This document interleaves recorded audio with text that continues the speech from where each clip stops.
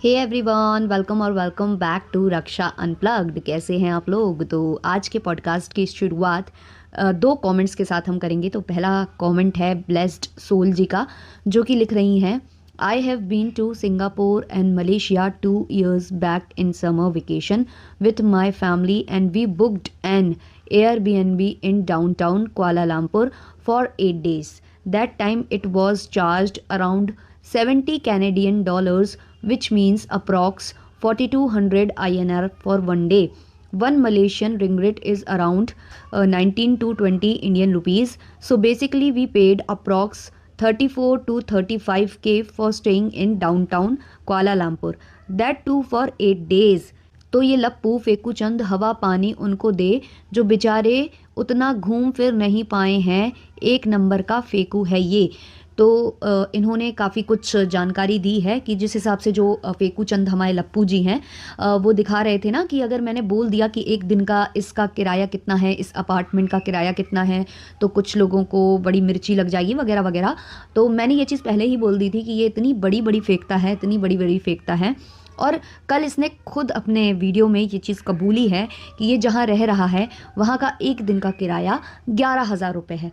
ठीक है, अब ये जो 11,000 रुपये है ना, किसी लोअर मिडिल क्लास फैमिली को अगर आप बोलोगे, जो ज़्यादातर आपकी ऑडियंस होगी लोअर मिडिल क्लास और मिडिल क्लास, अगर आप इनको ये चीज़ें बोलोगे ना लप्पू चंद जी, तो कहीं ना कहीं आप उनको भी जो है डिग्रेड कर रहे हो, उनको भी नीचा दिखाने की आप कोशिश कर रहे हो, है ना। क्योंकि ज़्यादातर ऑडियंस मिडिल क्लास फैमिली से आते हैं या लोअर मिडिल क्लास से आते हैं, जिनके लिए 11,000 12,000 रुपये बहुत ज़्यादा होते हैं। तो कई बार आप जब किसी रिएक्शन वाले को या किसी को भी, अपने विरोधी को, अगर आप इस तरीके की बातें सुनाने की कोशिश कर रहे हो, तो एक बार अपनी ऑडियंस के बारे में भी सोचिए। अब आपने जो 11-12 हज़ार बताए ना, वो बिल्कुल भी ज़्यादा नहीं है आप जैसे इंसान के हिसाब से, है ना।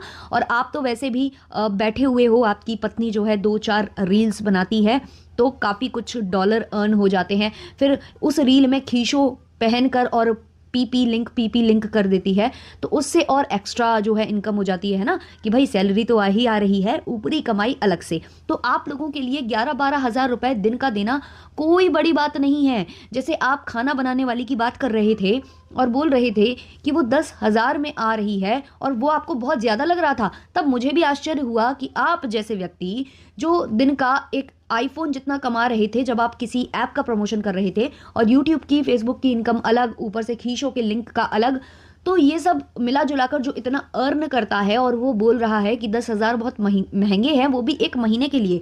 जब आपके घर में कोई खाना बनाने वाली आएगी, सुबह शाम 2 टाइम वो खाना बनाएगी, और महीने भर वो जब काम करेगी, तो उसको अगर आप 10,000 रुपये दे दोगे तो आपके लिए कोई बड़ी बात नहीं थी। लेकिन वहाँ पर भी आपने बहुत बड़ा हौवा बनाया था। तो ये निशानियाँ होती हैं, जो नया नया अमीर बना होता है ना, जिसने नया नया पैसा देखा होता है या नया नया पैसा खर्च करना सीखा होता है ना, तो वो इस तरीके की बातें करता है। और कई तो ऐसी मिडिल क्लास और लोअर मिडिल क्लास फैमिलीज़ भी होती हैं जो मतलब इतना ज़्यादा खर्च नहीं करती हैं, लेकिन वो ये सब सुनती हैं तो उनके लिए बहुत नॉर्मल होता है। वो ऐसे बिहेव नहीं करते कि हमने ज़िंदगी में ना कुछ देखा ना सुना। लेकिन फिर भी इस तरीके की बातें आपको कम करनी चाहिए, क्योंकि कुछ लोग दिल पर लेते हैं, कुछ लोगों को इस चीज़ से दुख होता है कि हमारा जो फेवरेट ब्लॉगर है वो इतना खर्च कर रहा है, इतना ज़्यादा वो लेविश लाइफ जी रहा है, बट हम वो चीज़ नहीं कर पा रहे, है ना। तो थोड़ा सोच समझ कर कहीं ना कहीं आपको अपने व्लॉग्स में बोलने की ज़रूरत है। और यही चीज़ रिएक्शन वाले आपको लगातार समझाने की कोशिश करते हैं, आपको न जाने कितना आपको बोलते रहते हैं, लेकिन आपके जूं नहीं रेंगती है। बस आप आ जाते हो उठकर रिएक्शन चैनल वालों से लड़ाई भिड़ाई करने। एक कमेंट और मैं यहाँ लेती हूँ, लिपस्टिक वाली आंटी मन ही मन महंगी साड़ी लाकर पछता रही होगी, और मन ही मन सोच रही होगी कि जैसे खीशों की साड़ियाँ पहनकर लौटा देती हूँ, वैसे ही ये साड़ी भी पहनकर लौटा दूँ। बिल्कुल साधना जी, बिल्कुल यही सोच रही होंगी आंटी जी, क्योंकि जिसको आदत पड़ जाती है ना कि ऐसे पहन भी लो, काम भी हो जाए, और मतलब सांप भी मर जाए और लाठी भी ना टूटे, तो जिसको ये चीज़ों की आदत पड़ जाएगी ना, तो उसके लिए उसे लगेगा कि मैंने इतना खर्चा क्यों किया जब मुझे सब फ्री फंड का मिलता है। मतलब अगर आप अपने आसपास के लोगों को देखोगे, मैंने भी ये चीज़ नोटिस की है कि कुछ बड़ी बड़ी फैमिलीज जिनके घर में ऊपरी कमाई बहुत ज़्यादा आ रही होती है, 2 नंबर का पैसा बहुत ज़्यादा आ रहा होता है, जो कि बहुत आम बात है इंडिया में। कई ऐसी पोस्ट होती हैं जहां आपको इनकम तो जनरेट हो रही होती है, लेकिन लोग इस तरीके से 2 नंबर में भी कमाई करते हैं, और बहुत ऊपरी कमाई ऐसे लोग करते हैं। लेकिन जब उनसे खर्च करने की नौबत आती है ना, जब उनकी, तो वो नहीं कर पाते आते हैं और उनका जी नहीं, इतना बड़ा कलेजा हो ही नहीं पाता है कि वो कुछ खरीद लें। मतलब उनका अगर आप रहन सहन देखोगे ना तो आपको लगेगा ही नहीं कि मतलब इनके पास इतना पैसा है। वही सेम ये फैमिली है और ये लोग उसी तरीके से बिहेव करते हैं। अभी मैंने माता जी का एक व्लॉग देखा था जहां माता जी सफाइयां दे रही थी। उन्होंने अपनी देवरानी को कुछ पुरानी साड़ी दी थी और वो मुद्दा जो है ऑडियंस ने उठाया था। खुद ऑडियंस ने इनको कमेंट सेक्शन में लताड़ा था कि आप कैसे पहनी पहनाई साड़ी दे सकते हो।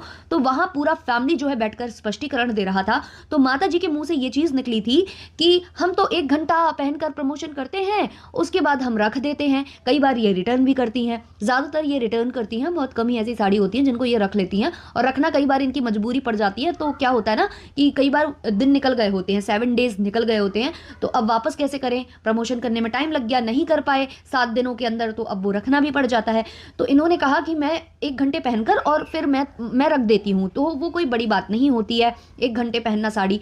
तो मैं बता दूं कि 1 घंटे अगर आप कोई कपड़ा पहनते हो, 1 घंटे क्या 15-20 मिनट में भी पसीना कई बार आ जाता है। और गर्मियों में तो खास करके बहुत जल्दी पसीना आता है।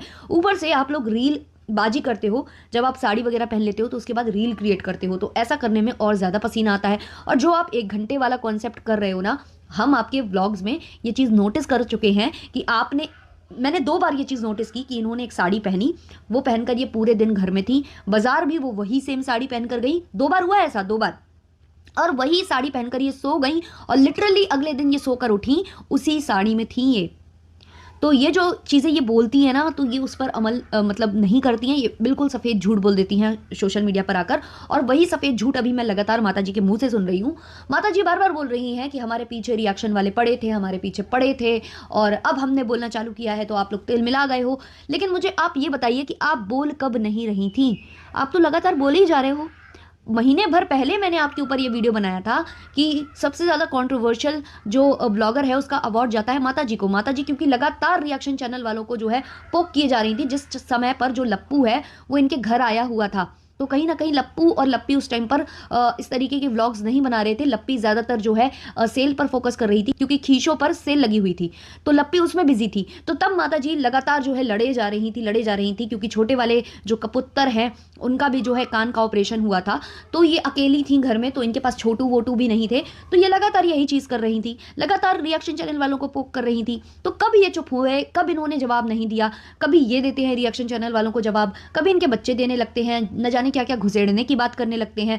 अभी जिन रिएक्शन चैनल वाली से इनका झगड़ा चल रहा है, 1-on-1 चल रहा है, उस मैटर में तो देखो कौन सही है कौन गलत हम बोल ही नहीं सकते, क्योंकि जितना इधर से गंदगी हुई है उतनी गंदगी वहां से भी हुई है। हाँ, हम मानते हैं कि उन्होंने केवल रिएक्शन बनाया था, इन्होंने पहले शुरुआत की गंदगी करने की, इन्होंने पहले धमकी दी कि तुम्हारी बेटी को उठवा लेंगे, ये कर लेंगे, और गंदा गंदा इशारा करना, गू चट्टी बोलना, पागल चट्टी बोलना, और बोलना कि टेस्ट किए हो क्या तुम, है ना, तुमने टेस्ट किया है क्या। टेस्ट नहीं बोलते ये लोग, टेस्ट बोलते हैं।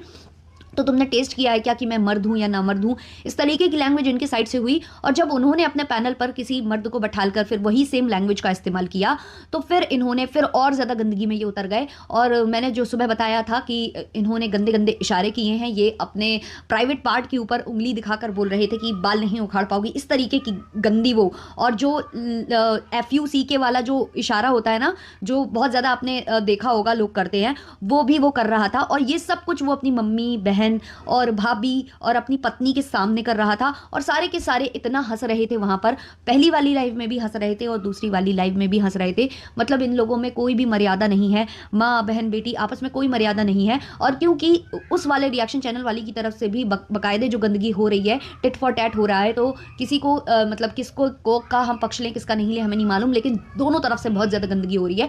कुछ लोग बोल रहे हैं कि आपको सपोर्ट करना चाहिए, कुछ लोग बोल रहे हैं कि वो भी बहुत गंदा कर रही हैं, आपको नहीं बोलना चाहिए उनके मैटर में।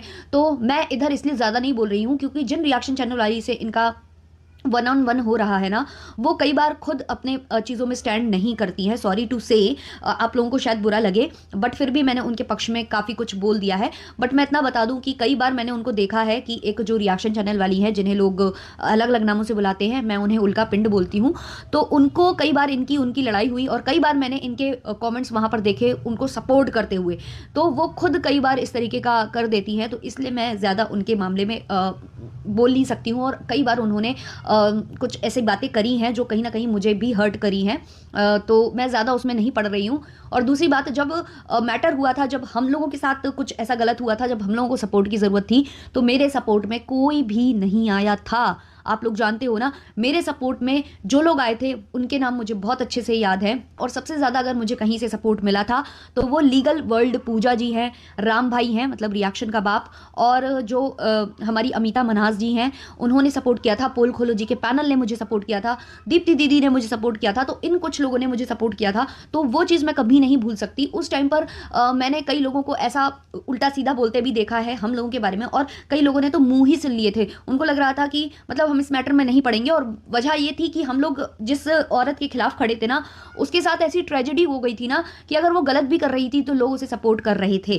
तो ये ऐसी कुछ बातें हो जाती हैं जो कहीं ना कहीं आपके दिल को गवारा नहीं करती। और मैं पक्का, मतलब मैं ये सब सब भूल कर मैं सपोर्ट कर भी दूं, लेकिन अब दोनों साइड से अगर गंदगी हो रही है, दोनों ही टिट फॉर टैट कर रहे हैं, तो हम इसमें क्या ही बोल सकते हैं। तो पहले इनके साइड से एक गंदी लाइव होती है और उसके बाद से उनके साइड से भी एक गंदी लाइव हो गई, तो टिट फॉर टैट हो गया। फिर तिबारा जो है, ये लोग फिर एक गंदी लाइव लेकर आ गए। अब अगर ये बहुत ज्यादा सही थे तो ये अपनी पहली वाली लाइव डिलीट नहीं करते, लेकिन इन्होंने पहली वाली जो लाइव थी जहां इन्होंने गंदगी की थी, इन्होंने वो डिलीट कर दी।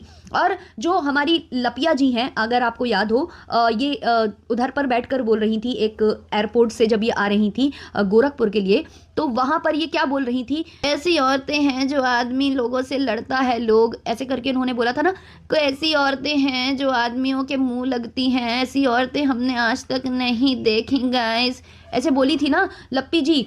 किसी रिएक्शन चैनल वाली को लेकर इन्होंने बोला था, नाम ही ले लेती हूँ मैं, दीप्ति दीदी को लेकर बोला था कि आदमियों से लड़ती हैं, आदमियों को कुछ बोलती हैं। तो अब जब इनकी नंद जी हैं, अब वो भी तो एक आदमी को जवाब देने आई हैं, क्योंकि जिनसे इनकी लड़ाई हो रही है, जिस रिएक्शन चैनल वाली से, तो उन्होंने एक लाइव में एक आदमी को बैठाला था, उसने भी उसी तरीके से वल्गर शब्द इस्तेमाल किए जैसे इनके साइड से हुए थे। तो जब उन्होंने अपनी लाइव में उस बंदे को बैठाला तो ये उसको जवाब देने आई। तो अब भाभी जो भौजाई हैं हमारी, जो झूमता मिनारा हैं, वो आकर इनको क्यों नहीं कहती हैं कि क्यों आदमियों के मुंह लगती हो दीदी, छोड़ो हटाओ जाने दो, है ना, बोलो ये चीज़। लेकिन नहीं, इनके लिए अलग अलग रूल्स हैं, उनके लिए अलग रूल्स हैं। अब इन लोगों को काफ़ी तकलीफ हो रही थी, खास करके जो हमारी हॉलुलुलु यूनिवर्सिटी वाली दीदी हैं, उनका कहना था कि हमें लेकर ऐसे बोल रही है वो रिएक्शन चैनल वाली। देखो, कुछ ना करते करते भी मैं कहीं ना कहीं उनको सपोर्ट कर रही हूँ, कि हमें लेकर वो रिएक्शन चैनल वाली ये चीज़ बोल रही है कि तुम भागी थी हॉस्टल से, तुम भागी थी, तुम हॉस्टल से भागी थी।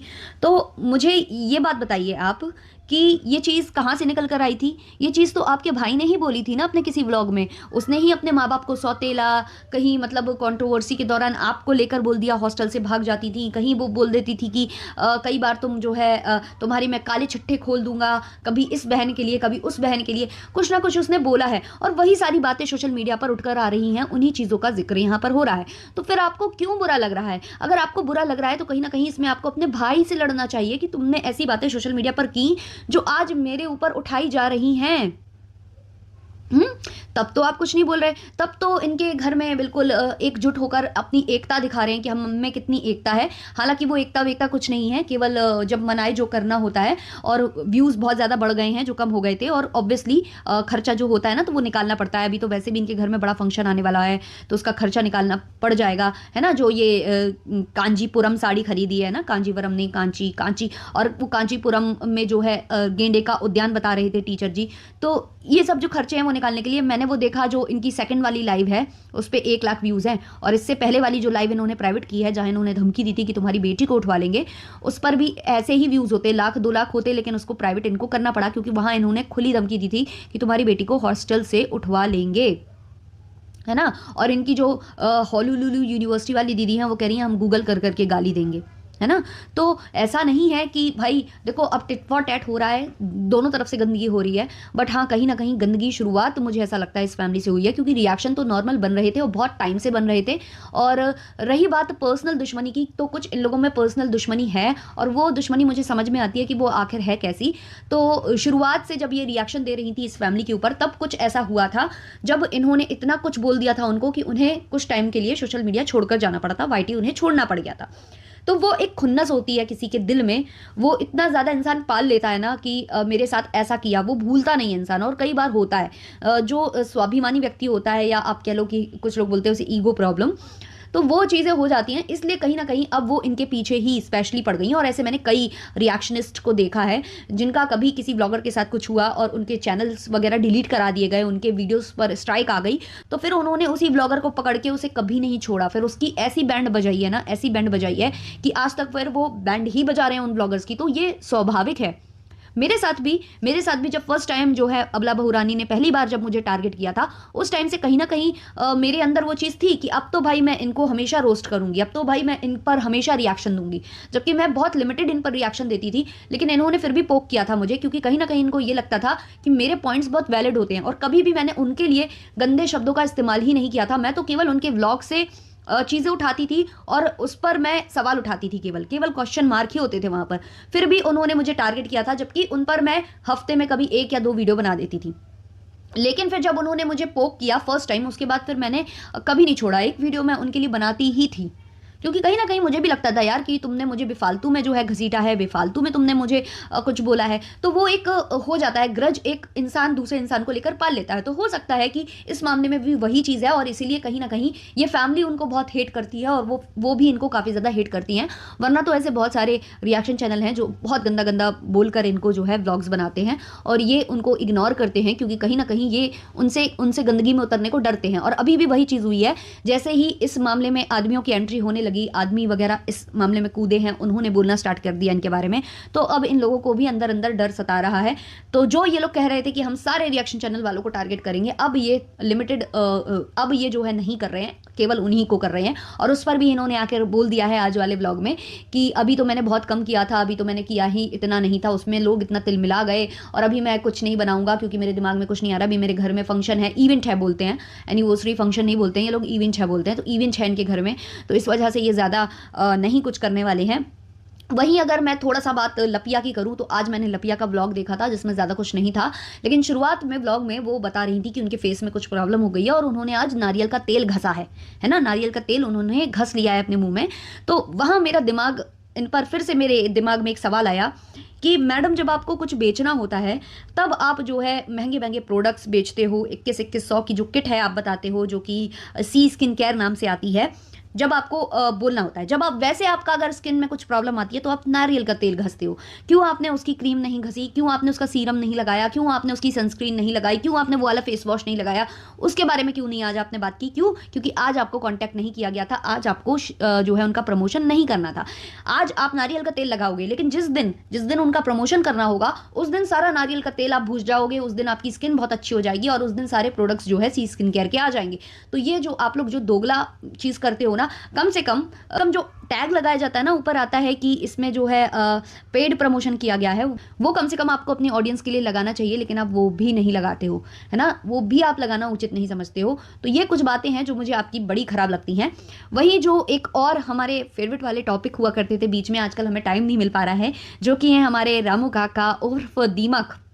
इनकी बात हमने काफ़ी टाइम से नहीं की है, तो अभी मैं देख रही हूँ कि ये लोग शायद दिल्ली वगैरह आ गए हैं और दूसरी वाली सिस्टर के यहाँ गए हैं, जो टंडना है, शायद उनका नाम टंडना है, तो उनके घर पर गए हुए हैं वो। और वहाँ से मैंने देख लिया है कि जो जीजा हैं और जो उनकी क्या कहते हैं, भौजाई बोलते हैं ना, साले की लुगाई, है ना, तो दोनों का जो है रीलबाजी स्टार्ट हो गया है। तो भाई ये लोग कहीं जाते हैं तो ना सांस लेते हैं, ना चैन से बैठते हैं, ना पानी नाश्ता चाय बाद में करते हैं, पहले रील बनाना पहले स्टार्ट करते हैं। स्टेशन से रील स्टार्ट हो गई थी, मैं तुझको भगा लाया हूँ तेरे घर से, तेरे बाप के डर से, और फिर ये अब कट्टू रील ये आ रही है, और बीच बीच में भी आई होंगी कुछ, मैंने हो सकता है मुझसे मिस हो गई हूँ, तो उस पर भी हम बात करेंगे। अगर आप लोग चाहोगे तो आप लोग कमेंट सेक्शन में बताना कि दीमक जी के ऊपर वीडियो बनाना चाहिए या नहीं, क्योंकि उनके मैंने व्लॉग्स अभी नहीं देखे हैं, मैंने कुछ रील्स मेरे सामने आए हैं, तो मुझे बड़े हंसी आई, क्योंकि कल जो है दीमक भाई साहब अपने फुल उसी अवतार में आ गए थे, और ताना वाला जो उनका डांस है वो स्टार्ट हो चुका है।